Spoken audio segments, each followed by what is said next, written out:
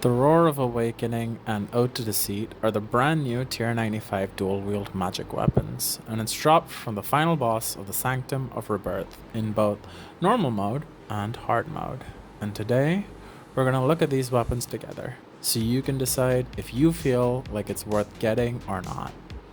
It's going to be a long one, so strap in. So, first off, the weapon set comes with a couple of really fun passive abilities.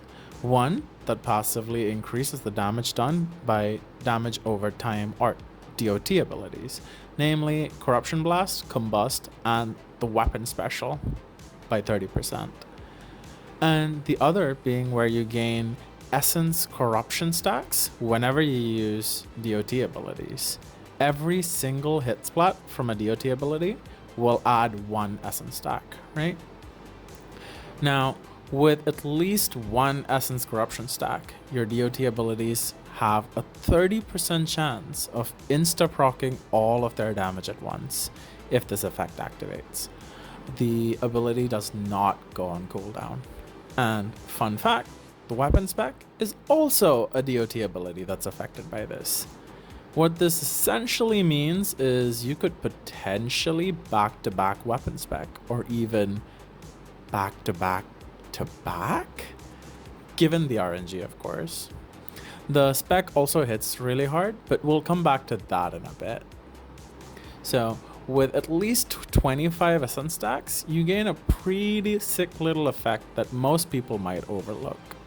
The effect reads, magic damage deals 100% of the stacks plus 100% of your magic stat as bonus damage. What this really means though, assuming you're at 100 stacks and are at least 99 magic, every single magic hit splat now does 199 extra damage. So any ability that hits multiple times now does a pretty significantly higher amount of damage. It would be a shame, if Magic had multiple multi-hit abilities, right? That 800 damage per tick of Combust, now it ticks for one case instead. ABS spec plus 200 damage per hit. That extra Fasoa spec autos, technically also magic damage ever since the change that must not be mentioned, right? While Magic gains an extra 400 damage since it's 2 hits, Asphyx now gets free 800 damage. Corruption Blast gains an extra 1k total. Heck, even the Zuck Cape Omni Power hits 4 times. Oh, and in case anyone forgot, G-Conk, Greater Concentrated Blast, right, hits 3 times, which means an extra 600 free damage to that one ability, which you only use every, 5.4 seconds. In fact, the only 2 abilities that I can think of that doesn't really benefit from this passive, Tsunami, of course, since it's a pretty big single hit, and Sunshine. Wait. JK, just kidding. If you Sunshine without Planet Feed on, obviously you need to have Greater Sunshine, right? Otherwise, don't not use Planet Feed. But yeah, it leaves a damage over time to anything in the AoE, and that damage practically doubles with this passive. And if all of that wasn't enough, at over 50 stacks, your basics will also generate an additional 3% Adren passively over time. And more Adren is never a bad thing. Now, the Roar of Awakening also comes with a special attack, and this special attack hits really hard, like 40,000 damage plus kinda hard. And it also empowers your next Combust ability by an additional 40%. So long as you remember to use it within the 15-second window, of course. Fun fact, this bonus damage also stacks with the Kerapac wrist wraps, plus 25% effect if you deep breath before the Combust. And the plus 199 damage per hit splat from the stacks, giving you fun little combusts like this one right here. The special attack, as it is a damage over time, also has a 30% chance to insta-proc all its hit splats at once and reset the cooldown, right? So you can just do 40k and then, oh look, it reset, another 40k. Wow, did it reset again? Okay, I guess I'll just dump another 40k here. Now that we've covered what the weapon passive and what the spec does, you might be wondering, ooh, what does this weapon actually look like in practice, right? Now, fair disclaimer, I'm a terrible wizard, and I can't even do close-up magic tricks, let alone actually use it as a combat style. So, bear with me as I push through, you know? All in the name of content. I mean, as I try my best for my lovely subscribers, of course. Anyway, and before I forget, I hate Fortic auto attack with a passion, since I'm also a Rebel warrior. But guess what? If you're anything like me, now you can just tell people that Fortic auto attack is DPS loss, since it's better to just camp the dual wields. With that out of the way though, let's go test this out. So first off, no testing video would ever be taken seriously if we don't start with God Wars 2. My overall experience here was pretty comfy 20-second kills. Now, you might be thinking, wait, I'm pretty sure I saw you pre-build there. So, here's one where not only did I not pre-build my Fasoa and Nami, but I also totally on purpose forgot to put Calc Scrolls on my familiar. Now obviously, this means that we're going to do slightly less damage, right? But you're going to notice that even without a pre-build, the kills only go up by maybe another 5 seconds at most. 25 seconds basically mashing random buttons on my keyboard. Okay, fine. I hear you. You're sitting there thinking, this seems more like a Fasoa showcase to me. And imagine using Grim Pages for God Wars 2 tasks, Jake. So, here, one last time. This time, I'm not even taking a Fasoa with me, nor the Grim Book. I'm not even going to drink an Adren Potion, it's not like I forgot. Just the weapons with pretty much full tier 80 armor and an EOF switch, but I swear I'm not using the spec on it. I'm not even going to use Cinderbanes, which would be a pretty cool boost because of all the multi-hits. And you'll still see that we get sub 30-second kills pretty easily. Before we move on though, I will admit that there is one downside to using the weapons here, however, and that downside is how unfortunately the time the stacks stay with you coincidentally is just short enough that you'll probably lose your stacks as the boss respawns. So if you are gonna mage with this here, you'll either want to tally out between each kill, maybe drop a combust on one of the dummies at wars and then come back, or you'd be getting slightly less efficient kills. I don't know about you though, but I think we've spent enough time at God Wars 2 for now, so on to the next one. Okay, so how about we take this and test it at Elite Dungeon 1, right? Now, with the first boss, I will say it functioned well. Nothing to write home about, but that's probably also because I'm terrible at the game and forgot to upkeep my stacks. And apparently I also lack the awareness that bleeds equals good. Now, so that probably didn't help too much either. It's definitely a sizable upgrade just with having the weapon spec alone here though, in my opinion.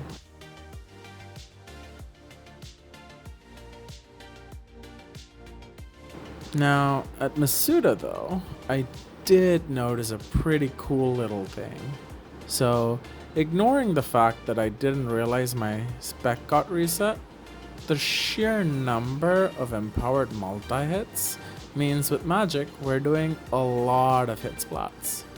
Now, fun little fact, Soul Split actually has a soft cap on how the healing works, and the short way to explain it is multiple smaller hits is way better than one single huge hit for healing. But you know what's better than multiple small hits? That's right, multiple slightly bigger hits. The healing from Soul Split at this boss kinda keeps my HP up pretty much at full, despite the fact that I'm getting whacked through my fashionable Virtus armor. Disclaimer though, please don't leave your Soul Split on when he does the melee Beyblade spin. I won't be responsible for any death costs. Oh. And also, you can pretty much just keep throwing Combust and Corruption Blast on the little tornadoes when they spawn, as they pretty much kill them, while also upkeeping your stacks. Or you could be like me and completely forget to upkeep them, only to go into the last phase with 0 stacks. Both are fine.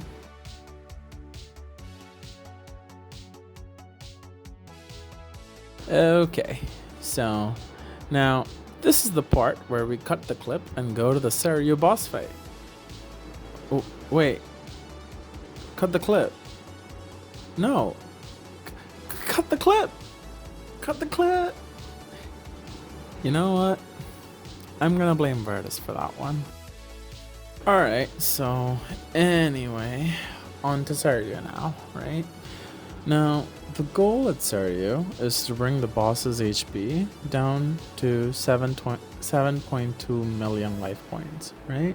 Then you would climb on its back and try to kill the 3 crystals, which each have 150,000 HP. The boss fight ends when all the 3 crystals on its back are destroyed. Now, there are different ways to finish this boss encounter, but the super endgame version is to go for a 1 cycle.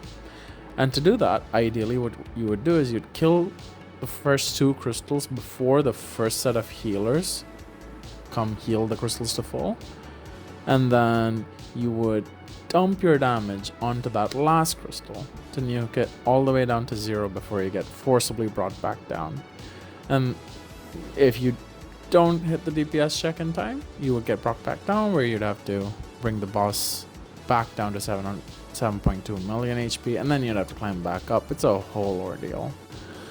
What I didn't expect though was getting as close as 31k HP off from clearing all 3 crystals before the first heals. For me personally, that was pretty insane, considering I've not managed that myself with the other styles I've used here. Even more so because I'm using tier 80 armor. Okay, so now let's take a look at how the mage weapons work at Araxxi. With how Araxxi works in our current day, it's a pretty time-gated boss. A significant part of the boss fight is spent waiting for the web to burn down, and on mid-path, there's the time spent waiting for Araxxi to absorb the acid and then leak it onto the platform before you go into phase 3. And for bottom path, we have the time spent waiting for it to charge right at us before phase 3 starts. Now, with top path normally, you'd need to do 100,000 damage to the boss and then go to phase 3 spot, where you'd then do another 100k damage to the boss. And all the while, you'd have to be careful with your damage as Araxxi spawns minions, which includes a mirrorback spider, which reflects any damage you do to the boss right back to yourself. This is usually a one-way ticket to Death's Office if you're not prepared for it. But with top path specifically, there's a way to skip dealing with the mirrorbacks, and in fact, kinda skip the 3rd phase entirely. And that is by running to the phase 3 spot as soon as the web burns down, and then dumping 100,000 damage on Araxxi before it starts healing for the phase 3 HP.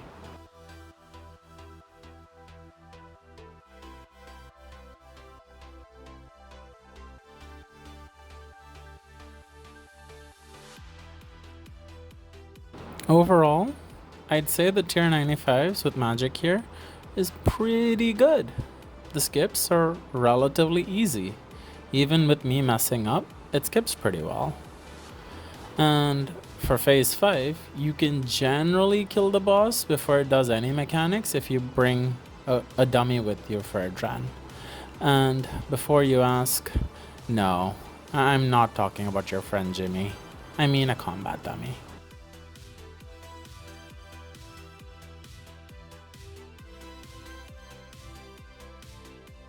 But yeah, so that's it for Araxxi. Now, let's look at the next boss on the chopping block, Hard Mode Kerapac. Now, I will say this. I know my DPS in general here isn't too great, and it's not a boss I've done much recently, but the mage hit splats with the T95s and Soul Split active kinda makes the first 3 phases feel reminiscent of doing it with Crypt Bloom and pre-nerf Animate Dead. I will also admit that I did try seeing if I could tank the melee slam with the Soul Split heals active. Let's just say that didn't go over too well, even with the sheer multi-hit spam that Magic has right now. But yeah, I'd say for me personally, the hardest part about Kera was finding time or remembering to dump the bleeds on it to upkeep stacks, since that kind of goes against the whole time warp concept. I will say though, even while being absolutely clueless, I'm still able to get lightning skips. Sorta? Kinda. Okay, maybe not really, but I swear that's not the tier 95's fault. It's mostly mine. I'm pretty sure the last time I used magic here, I'd be lucky to get only 1 lightning per phase. So overall, still improvement, I guess, for me. But yeah, for people who use magic here, the combination of the passives plus the spec, especially if you're able to weave them into your rotations here, will definitely at least improve your kill times here, right? I will definitely say though, the last phase, the last phase made me remember that I was in fact not using Crypt Bloom and Animate Dead here, right? The damage you take is significantly different from what I remembered using Animate Dead. But yeah, all in all, pretty good. And if nothing else, I will say it buffs your RNG confirmed, right? But yeah, now with Kera done, we're gonna go into one of the hardest bosses in the game. I've heard tales of the best PVMers losing their hardcores to this. Of course, it's the Queen Black Dragon.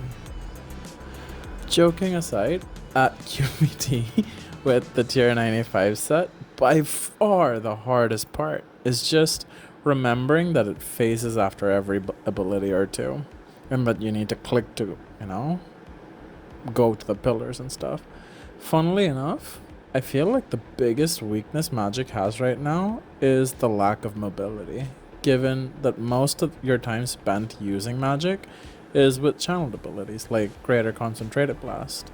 But yeah, for QBD, if you want to use Magic, the tier 95s will definitely get the job done. So yeah, that's about all there is to QBD.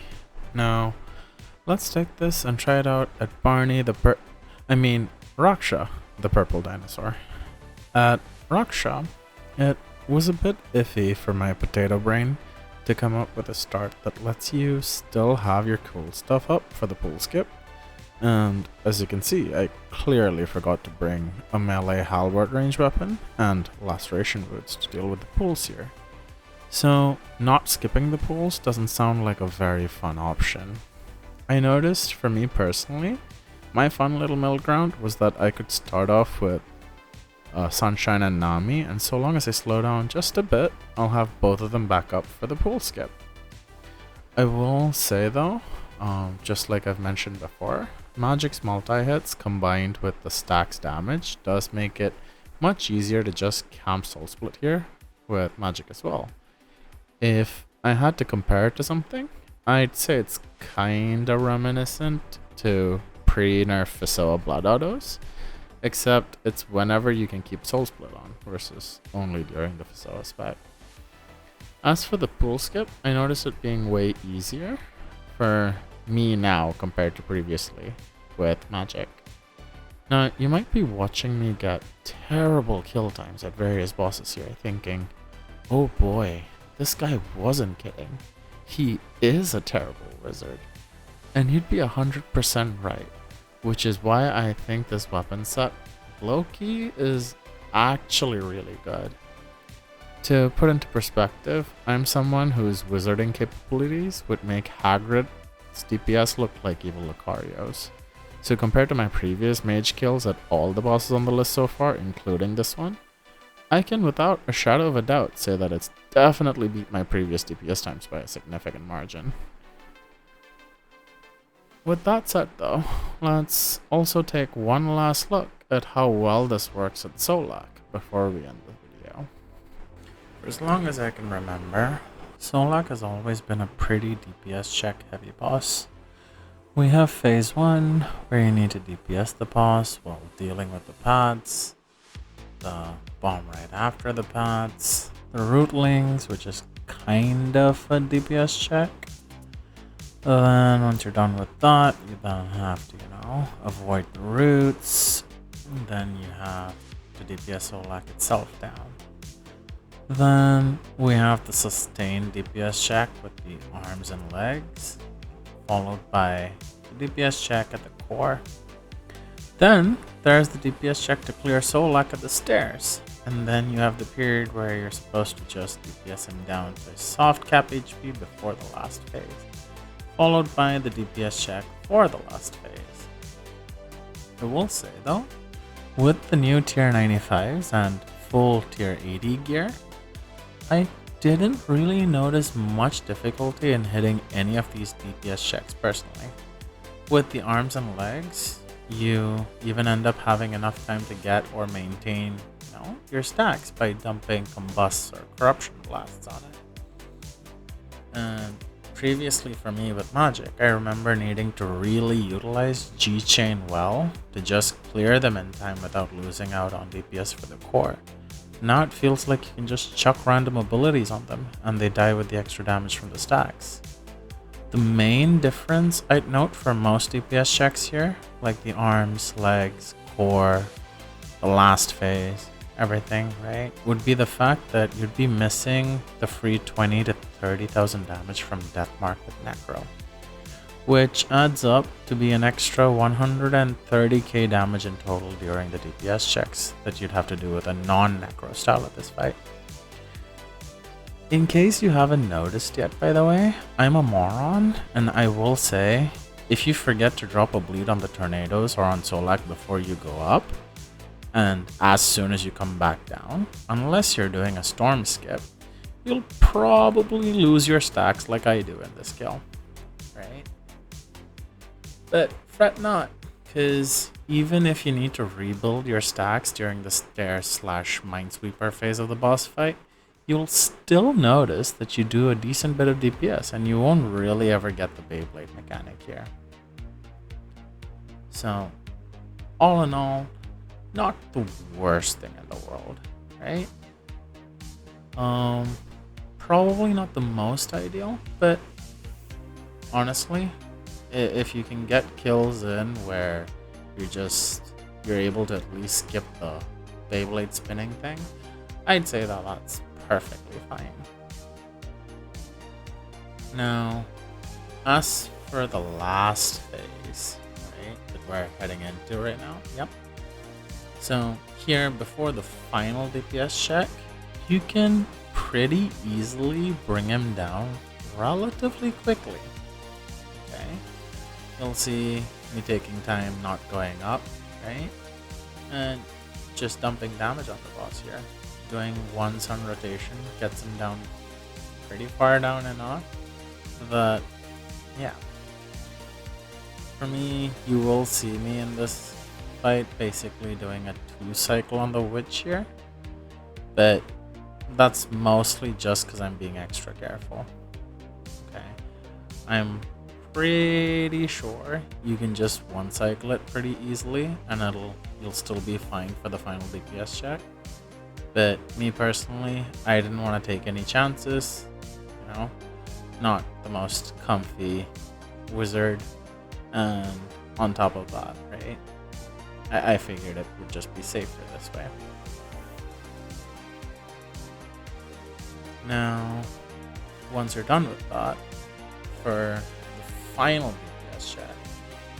Again, I found it relatively easy to hit the 200k DPS check that you get in solos, even without, or even with non-best in slot gear.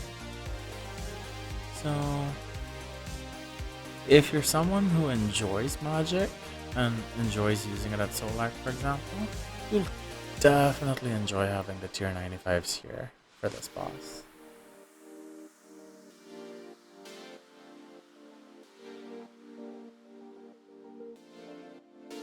Well, yeah.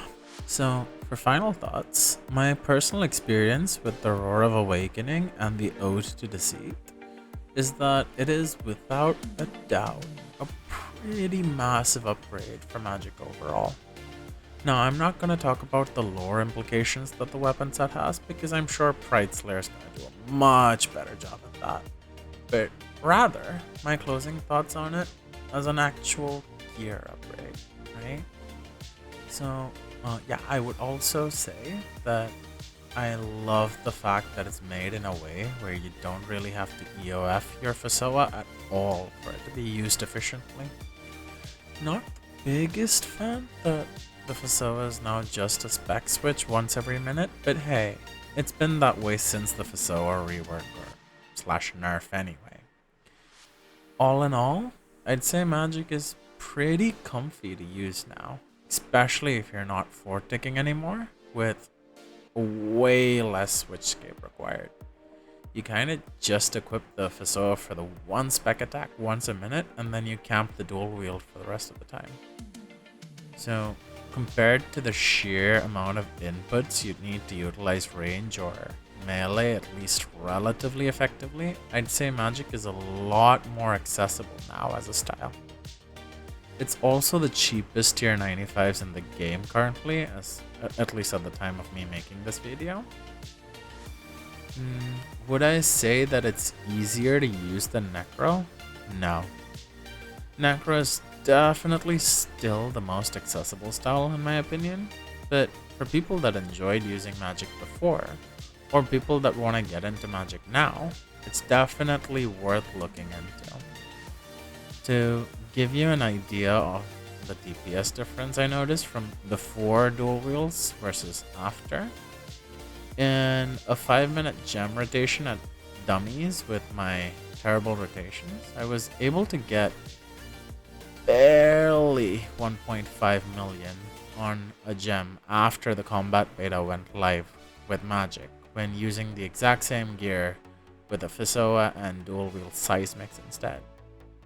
And now with the new tier 95s on my first attempt at a terrible gem where I forgot my Grim and, being the smart individual that I am, had my Necro EOF equipped instead, I was still able to get out a 2 mil damage gem.